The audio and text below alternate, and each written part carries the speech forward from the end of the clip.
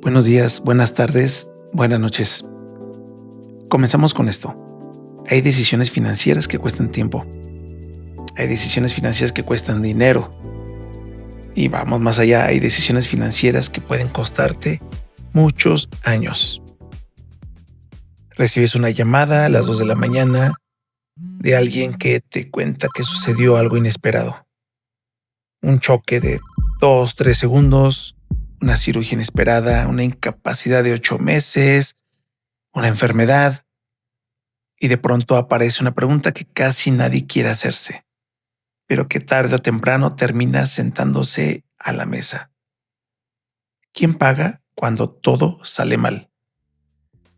Porque esa es la parte incómoda de la vida adulta, que muchas tragedias no llegan solas, llegan con una factura. Y la vida adulta tiene ese talento raro. Un día te preocupan las abdominales, el café, el gimnasio, o si te toca cambiar llantas, y al día siguiente te preocupa cuánto cuesta una ambulancia. Hoy quiero hablarte de una de las herramientas más odiadas, más malentendidas, menos atractivas y más útiles del mundo financiero: los seguros. Esto no es para que alguien venda una póliza, no es para defender a alguna aseguradora, no es para asustarte, sino para que comprendamos con claridad y sin humo cómo funcionan de verdad, por qué a veces decepcionan, por qué suben de precio, por qué siguen siendo una de las pocas herramientas capaces de evitar que una mala noticia destruya años de esfuerzo. Porque hay algo que tarde o temprano todos descubrimos. La vida no se puede controlar por completo. De hecho, pocas cosas podemos controlarlas, pero sí se puede administrar con más responsabilidad, con más información. No podemos evitar todos los accidentes. No podemos impedir todas las enfermedades. No podemos negociar con el tiempo, con el cuerpo o con la incertidumbre. Lo que sí podemos hacer es dejar de tomar decisiones por inercia, por miedo, por flojera, por lo que dice la gente. Porque tu salud, tu patrimonio, tu tranquilidad y tu estabilidad de tu familia no viven de opinión del vecino, ni en el comentario del tío, ni en el consejo del amigo que una vez oyó algo en una carne asada, lo que comentó la tía en el WhatsApp. Viven en tu vida.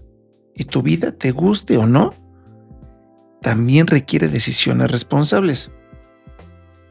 Bienvenido al Cubo Podcast. En este episodio estamos trabajando para que se escuche sin pantalla, mientras manejas, corres, cocinas, te bañas, haces ejercicio, jardinería o simplemente haces tu vida y dejas que tu imaginación te ayude a entender mejor lo que nadie te explicó con calma. Y te adelanto algo importante. Este episodio es neutral e informativo. Si al final decides contratar un seguro, bien.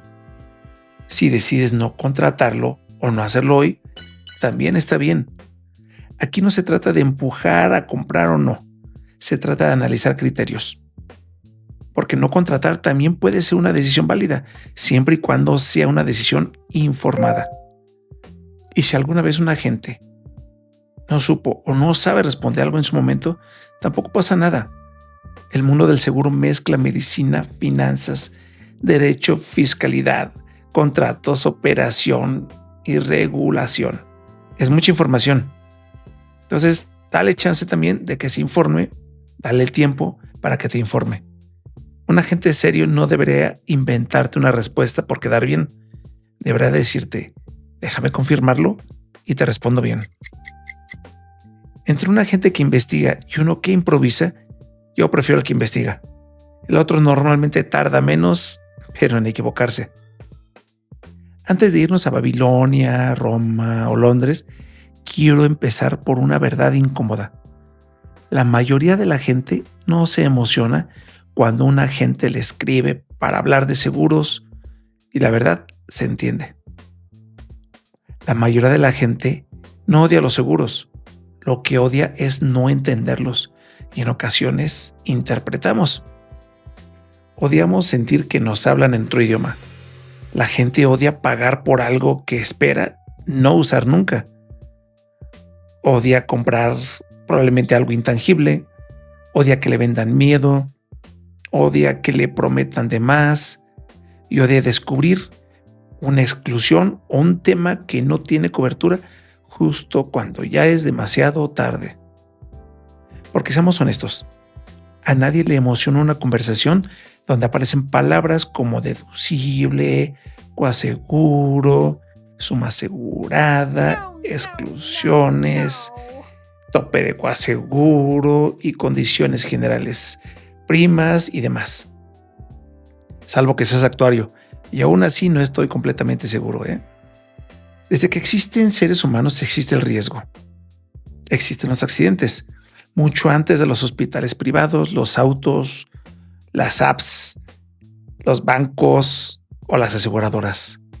Ya existían tormentas, enfermedades, incendios, robos, pérdidas de cosecha, deudas imposibles y viajes que salían mal. Y ahí empezó todo. No como un producto, no como una industria, no como una póliza con logo bonito. Empezó como un instinto de supervivencia económica. Imagina que un comerciante de Babilonia hace 4000 años aprox no tiene banca digital, no tiene CETES, no tiene aplicación, no tiene a quién marcarle si el viaje sale mal. Todo su capital, su mercancía y su futuro van arriba de un barco o de una caravana. Si el viaje sale bien, gana. Si el viaje sale mal, puede perderlo todo. En la antigua Babilonia, bajo el código de Hammurabi, ya existían mecanismos que hoy reconociéramos como antecedentes del seguro. Había préstamos marítimos, donde si el banco se perdía por ciertos riesgos del trayecto, la deuda podía condonarse o redistribuirse bajo condiciones pactadas.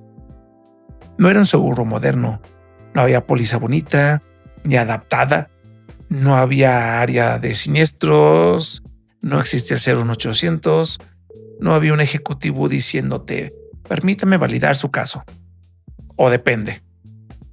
Tampoco había chatbox ni su llamada es muy importante para nosotros, lo cual si lo pensamos bien también era una paz mental, no tener esas grabaciones con música de elevador.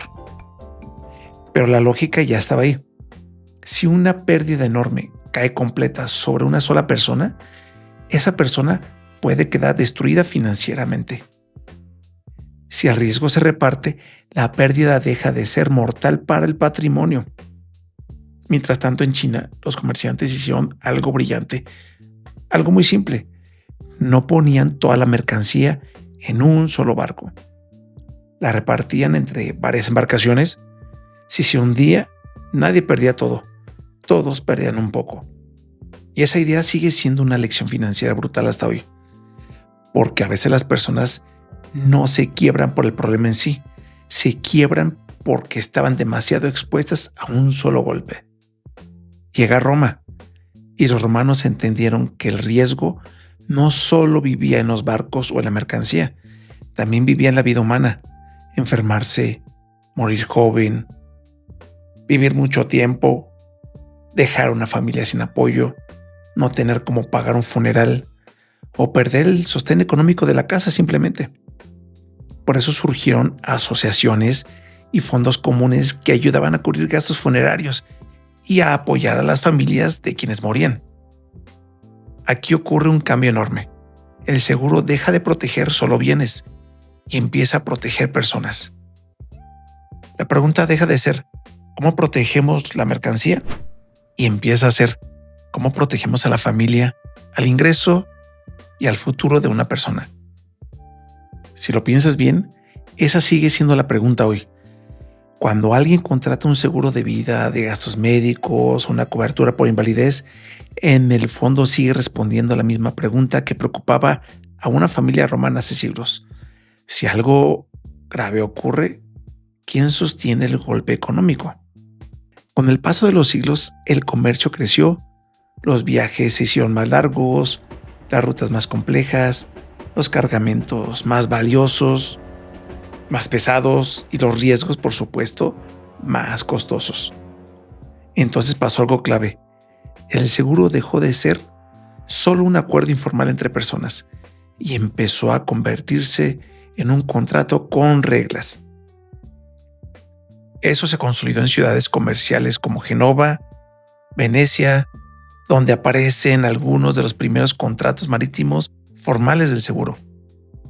Y cuando el riesgo se vuelve contrato, cambian muchas cosas al mismo tiempo. Aparecen obligaciones, límites, condiciones, exclusiones, un precio por asumir el riesgo y una promesa formal de pago si ocurre una pérdida. En otras palabras, aparece la póliza. Ya no se trata solo de ojalá el grupo me ayude. Ahora se trata de algo mucho más serio. Si ocurre esto, bajo estas circunstancias, alguien está obligado a responder económicamente. Luego llega una fecha que cambió la historia del seguro para siempre. 1666, en Londres. Casas de madera, calles estrechas, talleres, bodegas, negocios pegados unos con otros y una combinación peligrosísima: el fuego, la densidad y la mala suerte. Una chispa en una panadería de Pudding Lane desató el gran incendio de Londres. El fuego duró varios días y arrasó con más de 13,000 casas, 87 iglesias, negocios y barrios enteros. El incendio fue producido por un panadero, el panadero Thomas Farrinor, que en un pequeño descuido dejó la chimenea encendida durante la noche. Y esa catástrofe aceleró el desarrollo del seguro contra incendio en Inglaterra. ¿Por qué? Porque una ciudad entera descubrió que una mala noticia puede destruir casas, herramientas de trabajo, ahorros e ingresos al mismo tiempo. Y desde entonces quedó la lección que sigue vigente. El seguro casi siempre parece caro, hasta que lo comparas con el costo de no tenerlo. Después vino una escena fascinante. La siguiente gran revolución del seguro no empezó en un palacio ni en una torre corporativa. Empezó en una cafetería. Edward Lloyd tenía un café en Londres y ese café se convirtió en un punto de reunión de comerciantes, capitanes, dueños de barcos y personas que necesitaban saber qué rutas eran peligrosas, qué cargamentos estaban en tránsito y qué barcos habían llegado o se habían perdido. Ese café se volvió un mercado de información sobre riesgos y chismes. Y donde se junta información valiosa sobre riesgos, tarde o temprano aparece gente dispuesta para asumirlos por un precio. Así fue tomando forma lo que hoy con el tiempo se convertiría en Lloyd's of London. Dentro de esa historia hay un símbolo increíble: la Lúthian Bell, una campana usada para anunciar noticias marítimas importantes. Una campanada podía significar la pérdida de un barco. 2. Su llegada segura, no necesariamente puntual. No un correo, no una notificación push, no un grupo de WhatsApp, una campana. Es una imagen potentísima, porque cuando te recuerda lo fundamental, la historia del seguro no nació en una nube ni en un Excel. Nació frente al miedo real de perderlo todo. Hasta aquí, el seguro ya había sido ayuda entre personas, contrato, mercado, comercio y reconstrucción. Pero faltaba algo decisivo. Porque una cosa es decir, vamos a repartir el riesgo, otra muy distinta es responder preguntas como esta: ¿cuánto debería costar la póliza? ¿Cuánto dinero hay que guardar para poder pagar siniestros? ¿Qué tipo de siniestros? ¿Qué tan probable es que ocurra una pérdida? ¿Cómo cambia el precio según la edad, la salud, la actividad o la frecuencia del riesgo? Ahí entran las matemáticas, la estadística, la probabilidad, las tablas de mortalidad, y aparece una figura clave en esta industria: el actuario. Un actuario, dicho fácil, es alguien que convierte la incertidumbre en números. No adivina el futuro, lo modela. Analiza edad, frecuencia, costos, historial, esperanza de vida, tendencias médicas, siniestralidad y muchas variables más para responder una pregunta central. ¿Cuánto cuesta proteger este riesgo sin quebrar en el intento? Eso ayuda a desmontar una idea equivocada muy común. Los seguros no funcionan porque la aseguradora apuesta a que no te pase nada. Funcionan porque existe una comunidad grande de riesgos, reservas, regulación, matemáticas, experiencia histórica y una estructura financiera detrás. Dicho brutalmente simple, miles o millones de personas aportan una cantidad relativamente pequeña para que unas cuantas, las que sí tendrán un problema grave, puedan recibir apoyo económico suficiente para no quebrarse por completo. Y ahí está la palabra clave de todo esto: mutualismo. Ahora sí, vamos a México, porque mucha gente cree que la historia del seguro aquí es reciente y no lo es. La primera aseguradora formal en territorio mexicano de la que se tiene referencia fue la Compañía de Seguros Marítimos de Nueva España, creada en Veracruz en 1789. Y tiene toda la lógica del mundo. Veracruz era punto clave del comercio marítimo. Había mercancías, barcos, rutas, dinero y, por supuesto, riesgos. Más adelante, en 1865, aparecen dos nombres importantes en la evolución del seguro de México: la Previsora, enfocada en seguros de incendios o en incendios, y la Bienhechora, vinculada a vida y supervivencia. En 1892 se promulgó la primera ley sobre compañías de seguros en México, y con el tiempo el sector evolucionó hasta llegar a la Comisión Nacional de Seguros y Fianzas, que hoy supervisa al sector asegurador.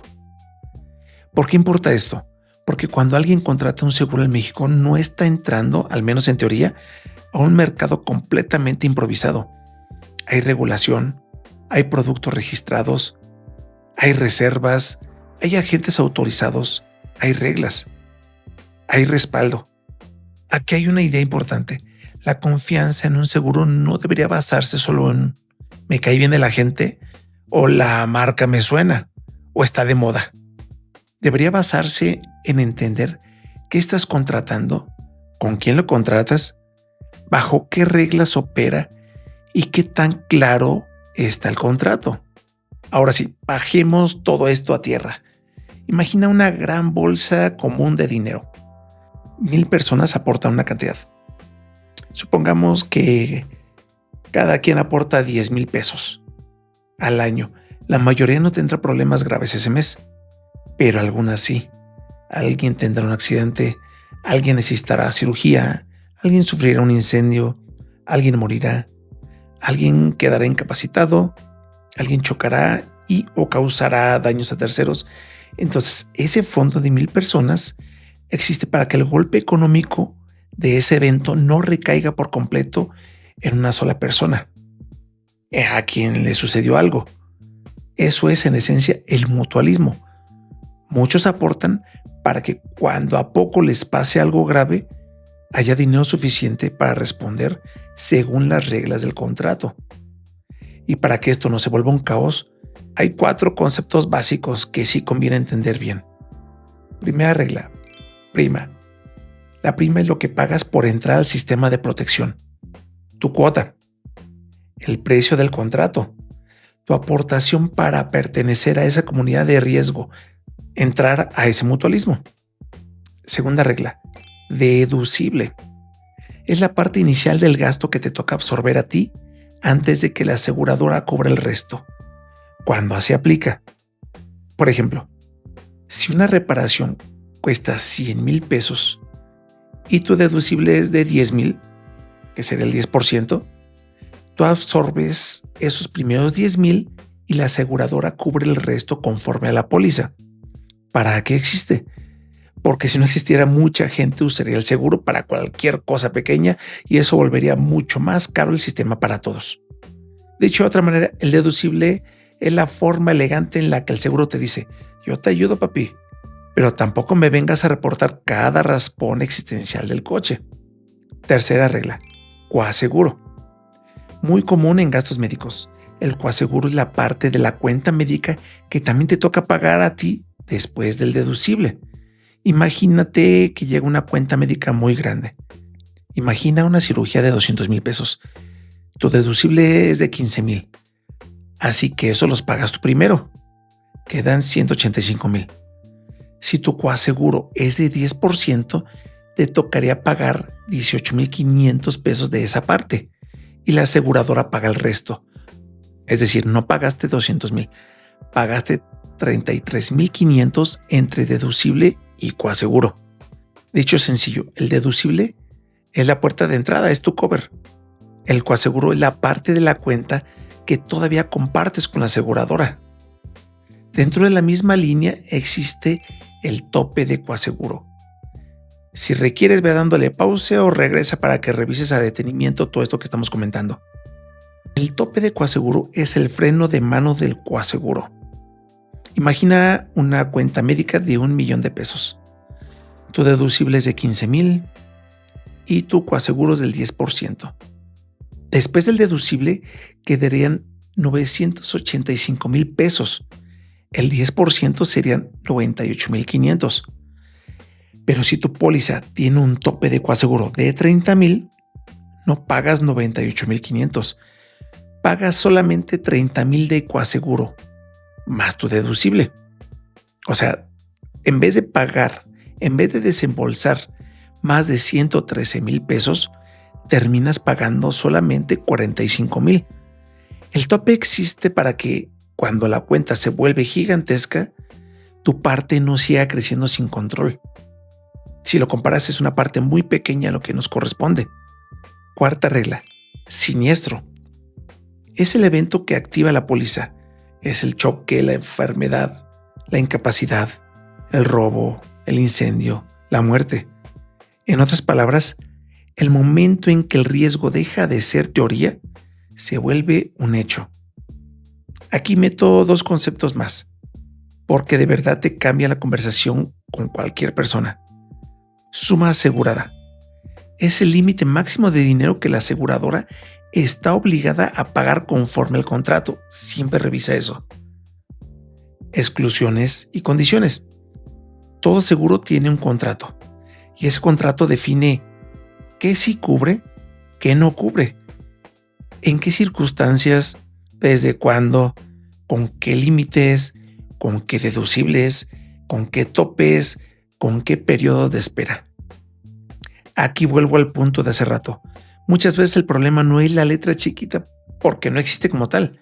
El problema es que nadie se sentó a explicarla bien, o a leerla bien, o a preguntar bien. Aquí quiero tocar un tema delicado, pero necesario. La gente le huye a los seguros por razones bastante lógicas y humanas. Primera, porque hablar de seguros obliga a mirar de frente cosas incómodas, temas incómodos. Enfermedad, accidentes, incapacidad, responsabilidad, muerte, dinero, dependencia económica, vulnerabilidad. Segunda, porque mucha gente ha tenido malas experiencias con agentes, con procesos mal explicados, mal entendidos, con promesas que nunca debieron hacerse ni inventarse, con expectativas mal sembradas, por vender. Teníamos prisa y no comprendimos, no leímos, nos dio pena preguntar más. Tercera, porque psicológicamente preferimos pagar por placer que por prevención. Pagar por algo que disfrutas hoy se siente bien. Pagar por algo que esperas no usar se siente muy raro. Cuarta, porque nadie quiere sentir que lo están empujando a comprar algo que no termina de comprender, que no es tangible. Yo lo resumiría así. La mayoría de la gente no rechaza el seguro. Lo que muchas veces rechaza es la sensación de no entenderlo y de que alguien quiere vender algo a la fuerza. ¿Qué problema resuelve un seguro hoy? ¿Salud? ¿Auto? ¿Vida? ¿Incapacidad? Muchas personas me dicen, yo ya tengo seguro porque en mi trabajo me dan uno. Y mi respuesta puede ser, sí, qué bueno, pero hay que revisar qué tipo de protección es y hasta dónde llega. Porque no es lo mismo un seguro individual contratado a tu medida que un seguro colectivo. Un seguro colectivo funciona mediante una póliza maestra contratada por una empresa, sindicato o asociación para proteger a todo un grupo. Puede cubrir fallecimiento, incapacidad y, según el caso, gastos médicos y otras coberturas. Ventajas. Suele ser más accesible en costo, a veces incluso lo absorbe la empresa, pocos casos, y muchas veces no exige exámenes médicos. Pero también tiene límites. Está diseñado para un grupo, no para una persona específica. Eso significa planes estandarizados, sumas aseguradas más bajas, mucho menor cobertura, posibles copagos o deducibles. Y una desventaja importantísima. Si dejas la empresa, normalmente pierdes ese seguro. Necesitas asegurarte en menos de un mes para no perder antigüedad de cobertura. La antigüedad en un seguro funciona como un historial de continuidad. Si tú ya llevas años asegurado, asegurada, y dejas pasar demasiado tiempo sin póliza, la nueva compañía que te contrate podría no respetarte esa antigüedad. Por eso, si vas a cambiarte, a contratar, a dejar un trabajo, necesitas buscar rápido una nueva aseguradora. Lo ideal es hacerlo rápido y sin dejar huecos, para no empezar desde cero. Entonces, el seguro colectivo puede ser una gran base, pero no siempre debería ser tu única estrategia de protección, porque hay una diferencia enorme entre tengo una prestación y tengo una estrategia. Aquí vale la pena aterrizar el tamaño del problema en México. La entrada del seguro en México sigue siendo muy baja. Según AMIS, que es la Asociación Mexicana de Instituciones de Seguros, ronda alrededor de 2.8 a 3.0 del Producto Interno Bruto.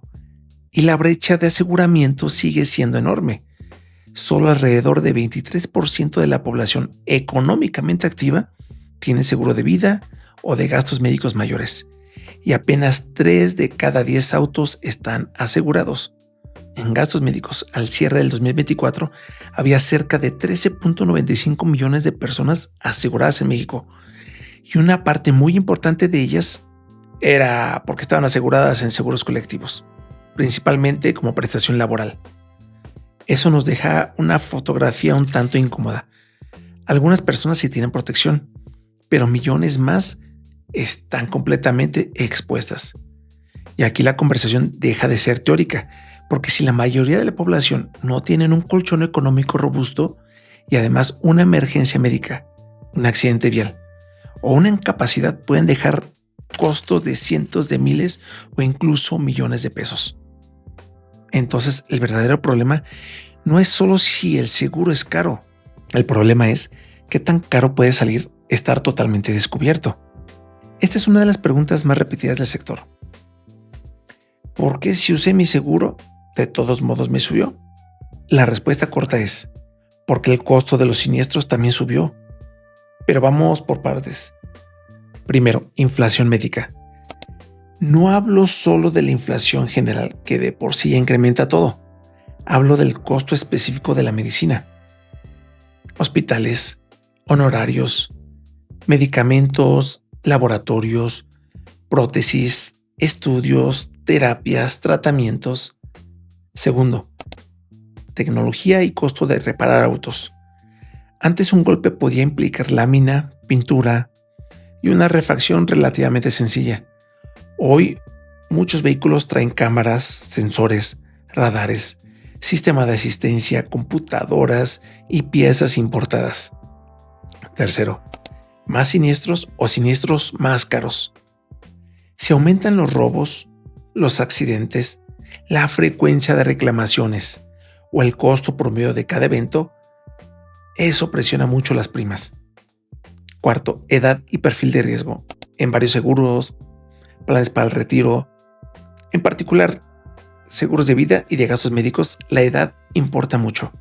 No por capricho, sino porque la probabilidad de uso cambia con el tiempo. Es más costoso. Quinto, presión fiscal y operativa. En 2026, muchos seguros, especialmente gastos médicos y auto, subieron por dos razones principales. La primera es atender un siniestro hoy cuesta más. Hospitales, doctores, estudios, refacciones y talleres que se encarecieron. La segunda es un cambio fiscal importante en México. Cuando una aseguradora paga ciertos siniestros, Muchas de esas cuentas llevan IVA y antes ese IVA podía tener un tratamiento fiscal más favorable. A partir del 2026, en varios de esos pagos, ese IVA ya no es acreditable para las aseguradoras. Traducido a español simple, ese impuesto ahora se les queda como costo real. Y si la aseguradora le cuesta más pagar siniestros, esa presión termina reflejándose tarde o temprano en el precio de algunas pólizas. Vamos a ejemplos.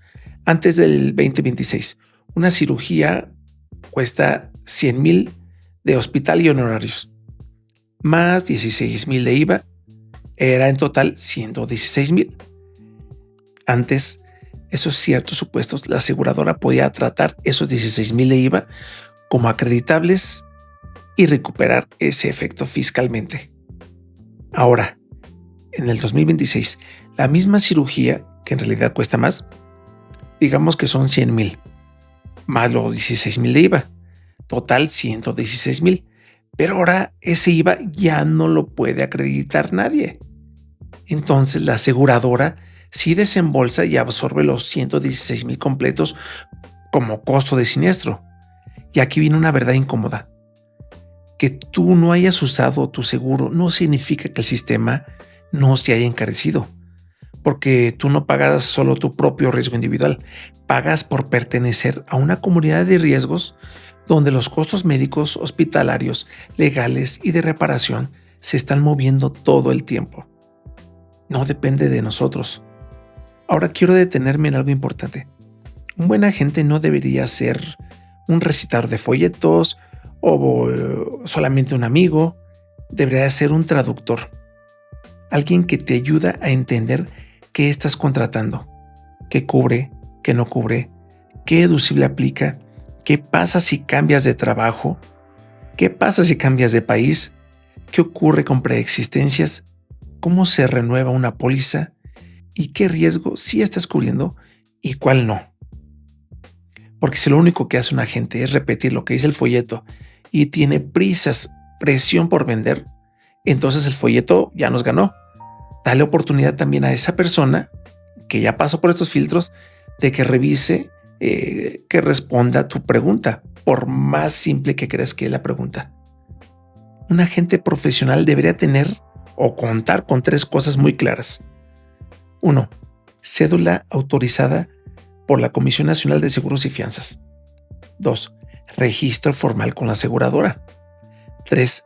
Responsabilidad civil por errores y omisiones. Es decir, una cobertura que existe precisamente para responder frente al público si el agente incurre en un error o una falla de intermediación que cause daño.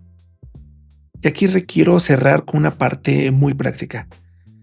No para asustarte, no para venderte, sino para ponerle números a una pregunta que a veces resolvemos solo con intuición. ¿Qué cambia financieramente entre tener y no tener un seguro?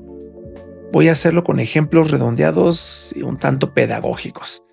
No porque todos los casos cuesten exactamente lo mismo, sino porque sirve para pensar. Escenario 1. Gastos médicos mayores. Imagina una persona con una póliza robusta de gastos médicos mayores. Supongamos, prima anual, 35,000 pesos. Deducible, 15,000. Coaseguro, 10% con tope. Suma asegurada, 160 millones. Ahora imagina una emergencia complicada. Cirugía, hospitalización, honorarios, estudios, medicamentos y algunos días de estancia. La cuenta total en un hospital privado llega a 450,000 y 500,000 pesos o más. Con seguro, ese año la persona pagó prima, deducible y coaseguro con tope. Total aproximado de su bolsillo, 75,000 pesos. El resto lo absorbe la aseguradora si el evento está cubierto y se cumplen las condiciones del contrato. Sin seguro, la misma cirugía, el mismo hospital, el mismo susto, total de su bolsillo, 450,000 pesos. La enfermedad es la misma. Lo que cambia es quién absorbe el golpe económico. Escenario 2. Supongamos prima anual, 14,000 pesos. Deducible por daños materiales, 10,000. Ahora imagina un choque serio. tu coche dañado, el coche del tercero dañado, una persona lesionada, grúa, abogado, taller. Digamos que el costo total del evento se va a 220,000 pesos. Con coaseguro, pagas una prima más deducible, unos 24,000 pesos en este ejemplo. Sin seguro, 220,000 pesos. Y eso sin entrar a un escenario peor, con lesiones graves que tomen más tiempo o un problema legal más pesado. El choque es el mismo. La diferencia es quién paga la factura grande. Escenario 3. Respecto a vida. Supongamos una persona de 35 años que gana 30,000 pesos al mes y sostiene una parte importante del gasto familiar. Esos son 360,000 al año. Si trabaja 20 años más, sin contar aumentos, capacidad futura de generar ingresos, que habíamos platicado un poco, serían 7.2 millones de pesos. Aquí la comparación no es, pagué 10,000 por un seguro al año y estoy vivo y estoy sano. La comparación real es, con seguro, la familia puede recibir un capital que le compre tiempo para reorganizarse, pagar deudas, mantener cierto nivel de vida y no tomar decisiones desesperadas en el peor momento emocional. Sin seguro, la familia enfrenta la pérdida emocional, además la desaparición del ingreso. Escenario 4. Incapacidad. Supongamos una persona que gana 40,000 pesos al mes. Un accidente, una enfermedad la deja 10 meses sin trabajar. Ingreso que deja de percibir 400,000 pesos. Mientras tanto sigue llegando renta, hipoteca, comida, servicios, gasolina, colegiaturas, deudas, la vida. A veces creemos que nuestro mayor riesgo es chocar o enfermarnos, pero para muchas personas el mayor riesgo financiero es dejar de producir dinero mientras la vida sigue cobrando. Entonces, ¿vale la pena o no? Aquí quiero cerrar con honestidad. Si después de escuchar este episodio decides contratar un seguro, está muy bien. Y si decides no contratarlo hoy, también está muy bien. Si no te convence, si no te alcanza, si no estás en el momento correcto, si prefieres esperar, si primero quieres ordenar tus deudas, si primero quieres construir un fondo de emergencia o simplemente todavía no lo ves claro, no pasa nada. No contratar también es una decisión y puede ser una decisión válida. Lo importante es desde dónde estás tomando esa decisión, no desde el impulso, no desde la desinformación, no desde el de a mí no me va a pasar o al ratito lo hago, y mucho menos desde el ruido de afuera. Habrá quien te diga que asegurarte es exagerar, habrá quien te diga que es tirar dinero, habrá quien te diga que mejor inviertas, habrá quien te diga eso nunca se usa. Alguien me está cuidando y esto no va a suceder. O habrá quien te presione mucho y pueden opinar lo que quieran. Pero si un día el problema llega, la factura no se la mandan al grupo de WhatsApp donde te mandaron un piolín en la mañana. Te la mandan a ti. Entonces, si escuchar opiniones está bien, preguntar está bien, comparar está bien, pero al final la decisión tiene que salir de una pregunta más honesta. ¿Con qué nivel de riesgo puedo vivir en paz? ¿Y con cuál ya no? Vivimos cuidando de muchas cosas, de los gustitos, de la fiesta, de renovaciones, de productos que compramos o pagamos anualmente, cuidamos el celular, cuidamos el coche, pensamos en cambiarlo, mejorarlo, arreglarlo, traerlo bonito, gastamos en la pachanga, en un viaje, en una cena, en ropa, más tecnología, más aplicaciones. Y no está mal, la vida también está hecha para disfrutarse al máximo. Solo hay una vida, pero crecer también implica preguntarte si estás cuidando con la misma seriedad aquello que realmente sostiene tu vida cuando las cosas se complican. Tu salud, tu capacidad de trabajar, tu patrimonio, tu tranquilidad y la estabilidad de quienes dependen de ti ya. No se trata de obsesionarte con todo lo que podría salir mal. Se trata de aceptar con serenidad que la vida trae riesgos y que ignorarlos no los desaparece. y que no debes tener control de todo, pero sí de lo importante y que te permita disfrutar mejor la vida. Repito, es la única vida que tienes. Y te dejo con esta última idea. La historia de los seguros no es la historia de las aseguradoras. No es la historia de la gente. Es la historia del miedo humano a perderlo todo y del esfuerzo por evitar que una sola tragedia arrase con toda una familia, con un negocio, con una vida entera. Cambiaron los barcos, cambiaron las ciudades, cambiaron las leyes, los hospitales, los autos, cambió la tecnología, pero también cambió la forma de vender seguros. Lo que no cambió fue la pregunta: cuando todo sale mal, cuando tú crees que todo sale mal, ¿quién paga el golpe? Soy Josué Magaña. Gracias por escuchar este episodio del Cubo Podcast.